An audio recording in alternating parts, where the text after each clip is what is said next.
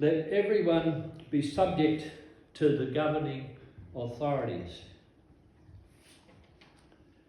The word subject means to be under the influence or standing under. And Paul seems to be saying, obey your governments, whatever the brand. If you're a Christian, that's your responsibility. Do as you're told. I have been pondering over this for the last few weeks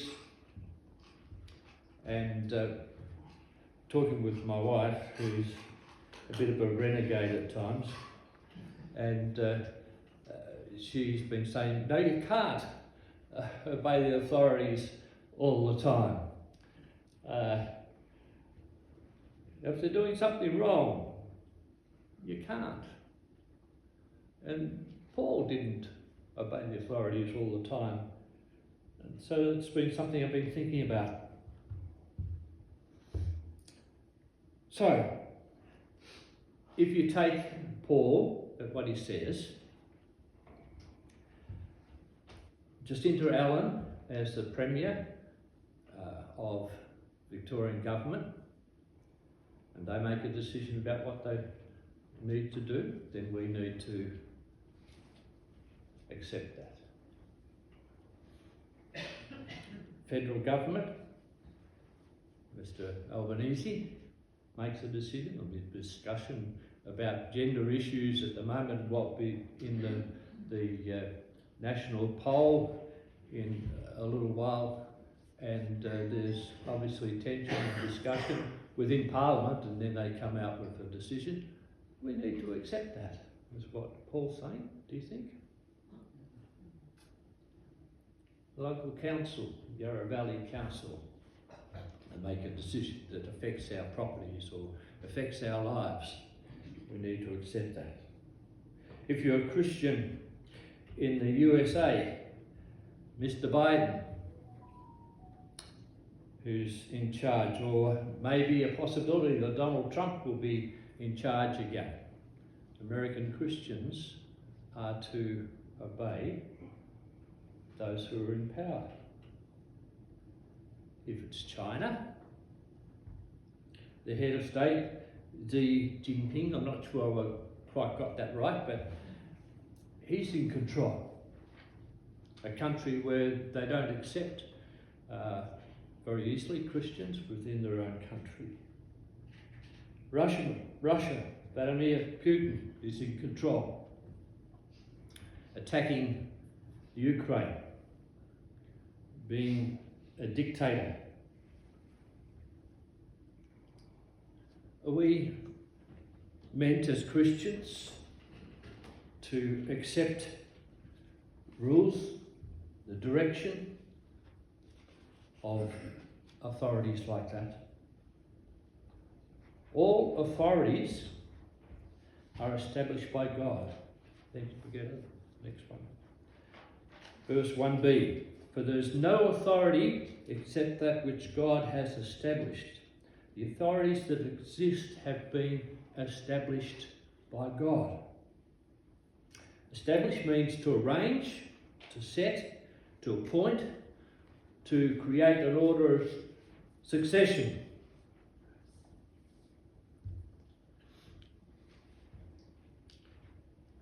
Is the Albanese government put in place by God? That's what it seems to be saying from Paul.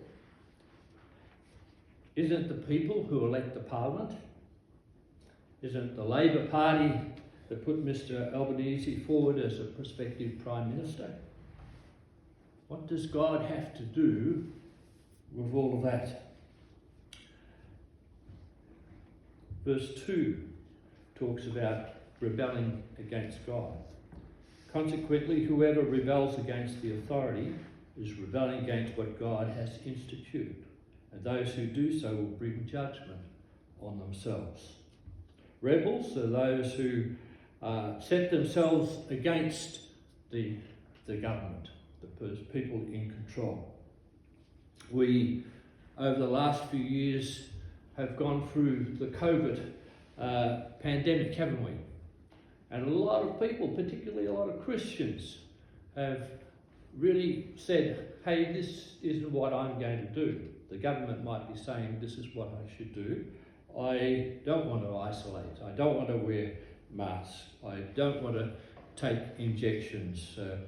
The government might be saying this, but I'm not going to do it.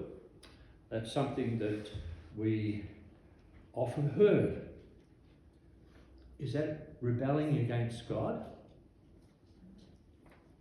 Good question. Something to talk about. During the Second World War, Dietrich Bonhoeffer stood against Hitler's regime. Was he rebelling against God? A man who killed so many Jews, who was so cruel to so many people. Bonhoeffer, in his essay, argued that National Socialism was an illegitimate form of government and hence had to be opposed on Christian grounds.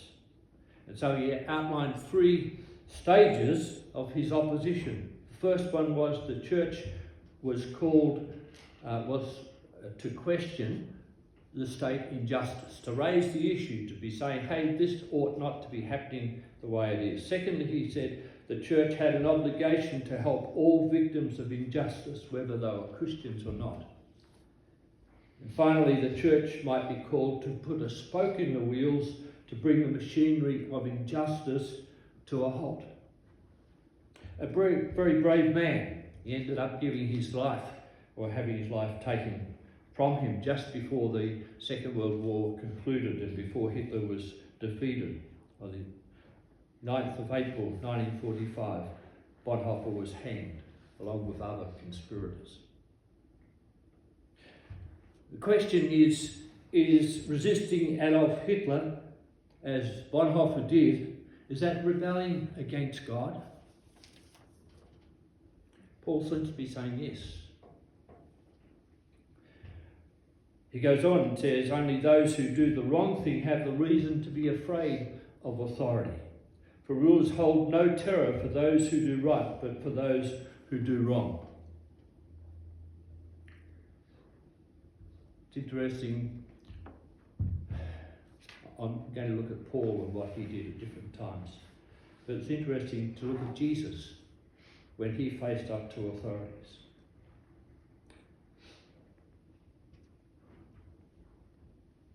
Then the men stepped forward and seized Jesus. This was in the Garden of Gethsemane, and arrested him. With that, one of Jesus' companions reached for his sword, drew it out and struck the servant of the high priest, cutting off his ear. The words of Jesus, put your sword back in its place. Jesus said to him, for all who draw the sword will die by the sword. Do you think I cannot call on my Father and he will at once put at my disposal more than 12 legions of angels? But how then would the scriptures be fulfilled that say it must happen this way?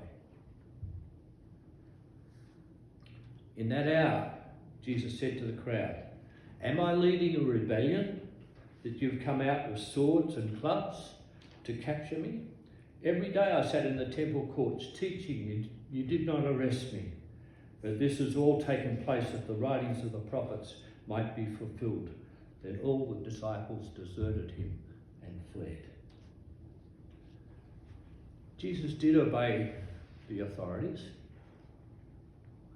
The authorities in Israel, the authorities in Rome. But at the same time, Jesus spoke up. Criticised the way they were applying the law. He stood up when it was counted.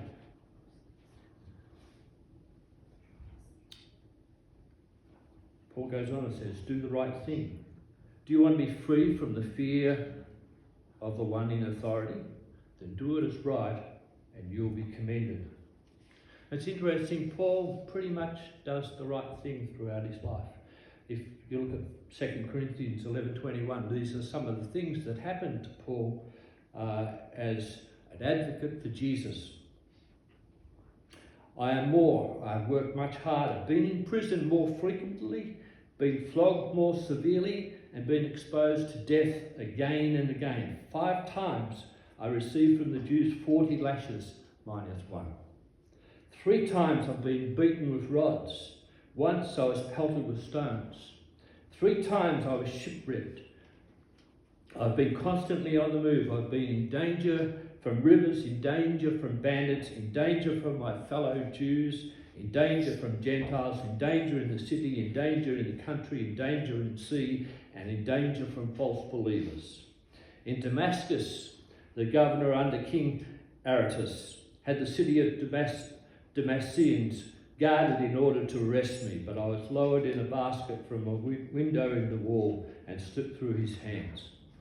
So for Paul pretty much seemed to accept authorities and accepted when he was put into prison, he went into prison.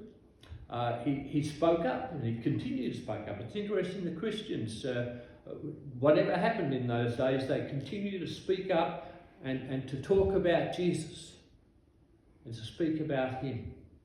That's what they did. They didn't necessarily oppose people, but they spoke up and they continued to talk about Jesus, whatever the consequences were. It's interesting, Paul goes on and he says, authorities are God's servants. For the one in authority is God's servant for your good. Servant has the idea of being a commissioned minister. So King Solomon was appointed as a servant of God. Listen to this. Nebuchadnezzar, king of Babylon, is God's servant. Now I'll give you all your countries into the hands of my servant. And he's talking to Israel. And he's saying, because you guys are stuffed up, because you haven't followed me, because you haven't served me and worshipped me as you ought, my servant Nebuchadnezzar, king of Babylon, will come in and take you over. And you'll be taken into exile.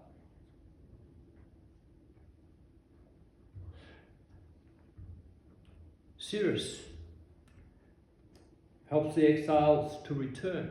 And again, God uses the same terminology. In the first year of Cyrus, king of Persia, this is after they've been 70 years in Babylon, Daniel period, when Daniel was around. In the first year of King Cyrus of Persia, in order to fulfill the word of the Lord spoken by Jeremiah, the Lord moved the heart of King Cyrus of Persia to make a proclamation throughout his realm and also to put it in writing. The Lord, the God of heaven, has given me all the kingdoms of the earth, and he has appointed me to build a temple for him at Jerusalem in Judah. And of his people among you, you may go to Jerusalem in Judah and build the temple of the Lord, the God of Israel, the God who is in Jerusalem, and may their God be with them. So quite clearly, God says, people who don't even believe in me, kings who are over countries and realms, they are my servants. Ultimately, God is in charge of what happens in history in the world. Verse 5, Paul goes on, but if you do wrong, be afraid, for rulers do not bear the sword for no reason. They are God's servants, agents of wrath, to bring punishment on the wrongdoer. Kings are God's agents. Solomon, 2 women, mothers, come to him, and one complains that the other's taken her child. Her child was killed overnight. They were in the same room, and she slept on the baby, and the baby suffocated. And then she took the other child and said it was hers. And Solomon has to make a decision. King Solomon, in that situation, was God's agent. And he very wisely said, okay, we'll get a sword and cut the child in half, and you can have half each. And the mum said, hey, don't do that. Let the other woman have it. And so, Solomon was acting as God's agent in that situation.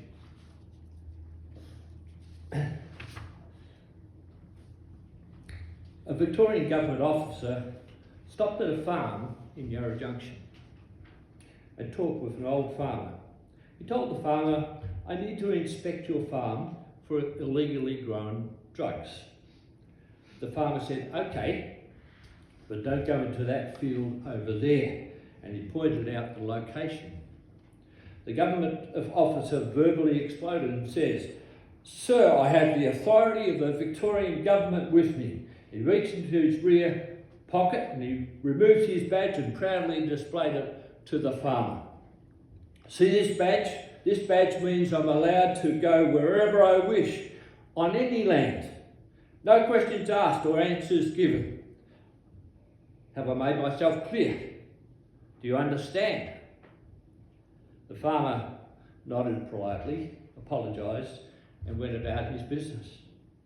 A short time later, the old farmer heard loud screams and looked up and saw the government officer running for his life, being chased by the farmer's big Hereford bull. With every step, the bull was gaining ground on the officer, and it seemed likely that he'd be sure enough get gored before he reached safety. The officer was clearly terrified. And the farmer threw down his tools and he raced to the fence and yelled at the top of his lungs, Your badge! Show him your badge! Your badge, show him your badge. Mm-hmm. God is in control of this world. God is in control of history. God is in control of Australia. Leaders at every level may think they are in authority, but ultimately it is God that is in control. Paul goes on and says in verse 5, it's a matter of conscience. Therefore, it is necessary to submit to authorities, not only because of possible punishment, but also as a matter of conscience. I was thinking, okay, how does Paul handle things? Paul and Silas were put in prison because they had been talking about Jesus and some people weren't happy about what they were doing and so on.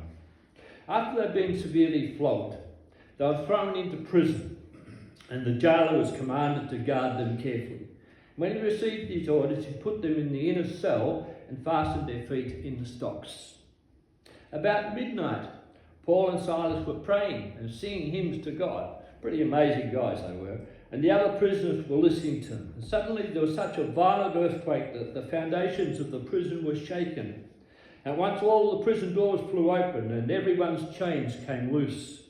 And the jailer woke up, and when he saw the prison doors open, he drew his sword and was about to kill himself because he thought the prisoners had escaped. But Saul shouted, Don't harm yourselves, we're all here.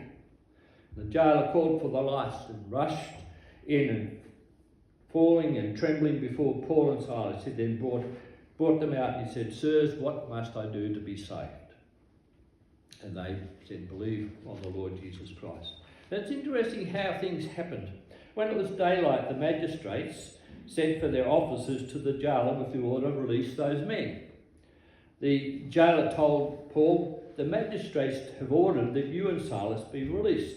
Now you can leave, go in peace.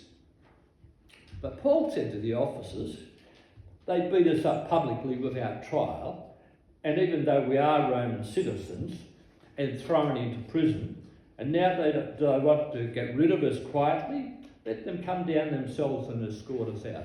And Paul was obey authorities, but he was kind of making life a little bit difficult for them.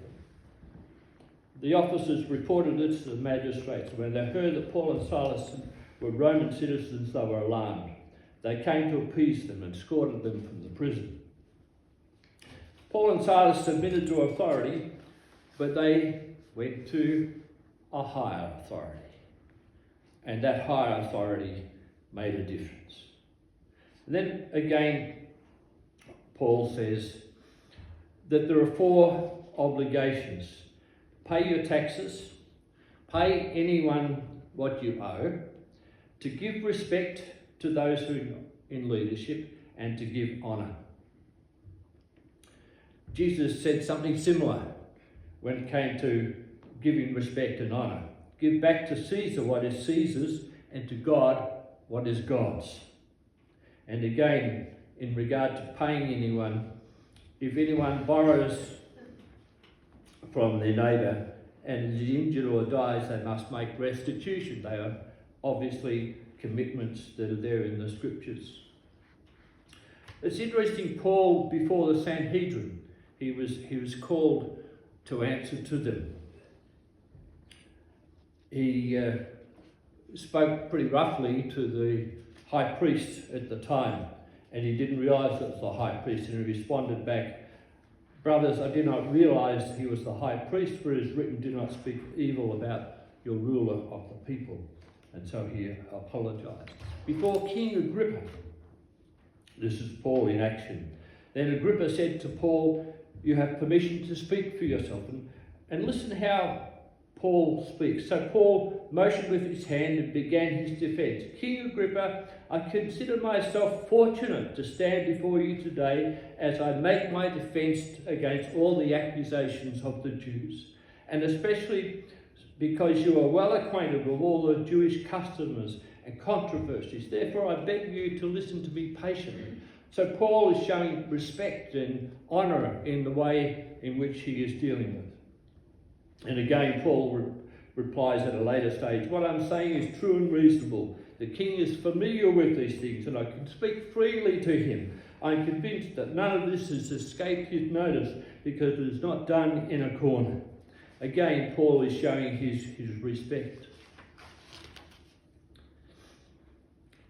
When you face authority, when you go to authority, when I go to authority, how do we deal with it? We did a series on Daniel last year.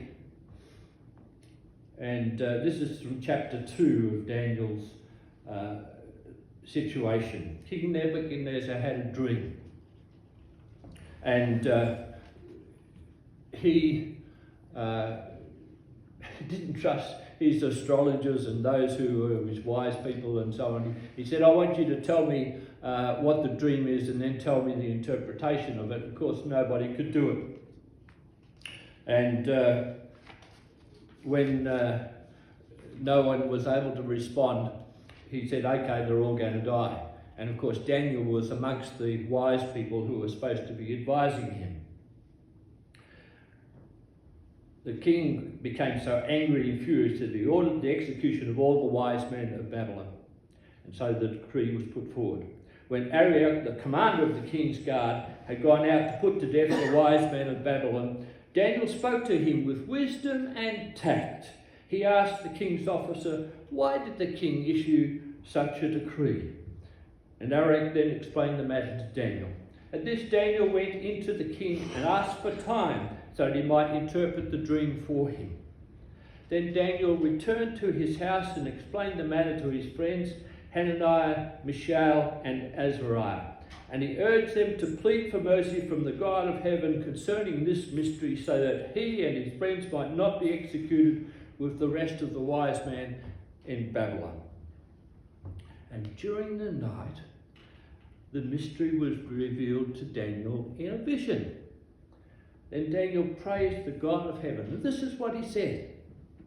"Praise be to the name of God forever and ever. Wisdom and power are his. He changes times and seasons. He disposes of kings and raises up others. He gives wisdom to the wise and knowledge to the discerning. He reveals deep and hidden things. He knows what lies in darkness, and light dwells with him. I thank and praise you, God of my ancestors. You have given me wisdom and power. You have made known to me what we asked of you. You have made known to us the dream of the king." And so Daniel goes back and sees the king and tells him his dream, what his dream was, tells him what he should do about the situation.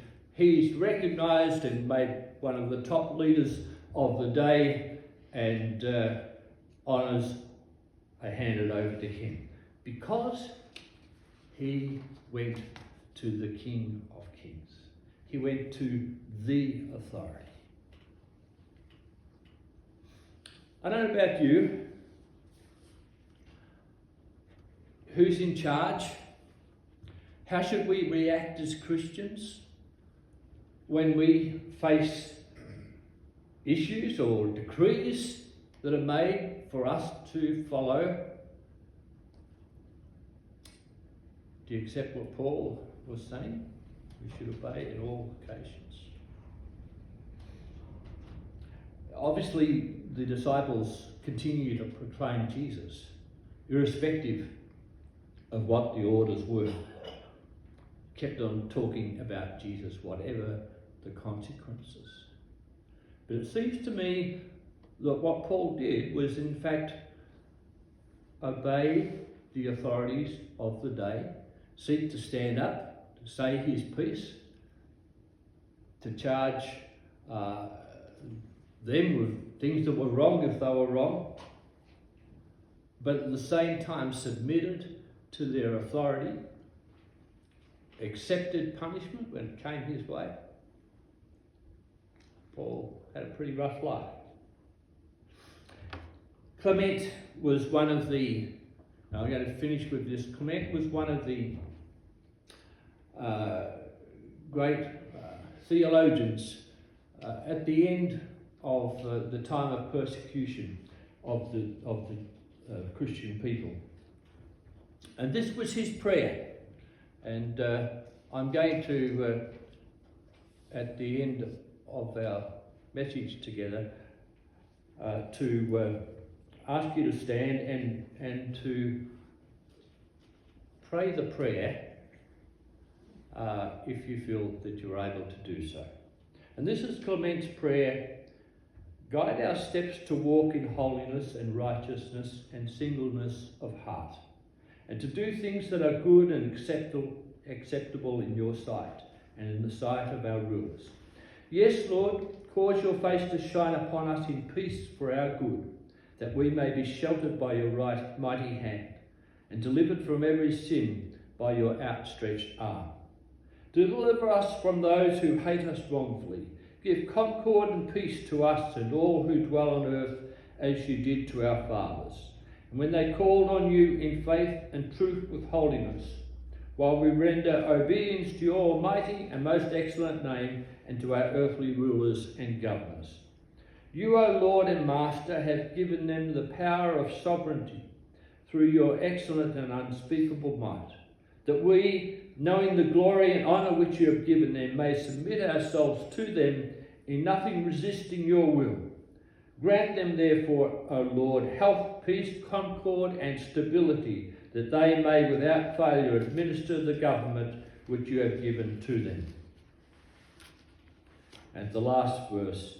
For you, O Heavenly Master, King of the ages, do give the sons of men glory and honour and power over all things that are on earth. You do, O Lord, direct their counsel according to what is good and acceptable in your sight, that they, administering in peace and gentleness with godliness the power which you have committed to them, may they obtain your favour. And that is his prayer. Big issue, isn't it? And something to think about. And no doubt you'll have your thoughts and your reactions to it. And of course, you're free to do that under God.